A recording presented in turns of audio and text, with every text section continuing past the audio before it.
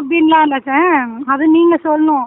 என்கிட்ட இருக்கு மேடம், நீங்கள் காசை பற்றி இது பண்ணாதீங்க, நான் வாங்குறேன், நீங்கள் புக் பண்ணுங்க அப்படின்னு சொல்லுவாங்க. சரிங்களா? ம்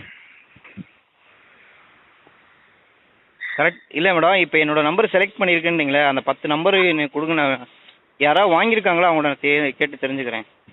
ஆமாங்களா? ஆ ஓகே யாராவது சார். வாங்கியிருக்காங்களா? புரியல சார்.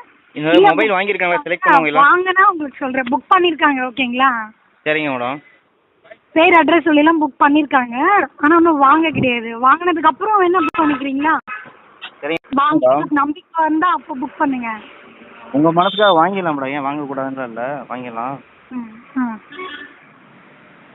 வேறு யாருக்காக வாங்கலாம், உங்களுக்காக தான் வாங்கணும்னு நினைக்கிறேன். எனக்காக வாங்குறீங்களா? ஆமாம். இப்படிலாம் ஐஸ் வைக்காதீங்க சார். இல்லைங்க மேடம், வெயில் அடிச்சுக்கிறீங்க. எங்கிட்ட சிஸ்டருக்காக, உங்கள் அம்மாக்காக, உங்கள் ஒய்ஃப்காக வேணா வாங்குங்க. அது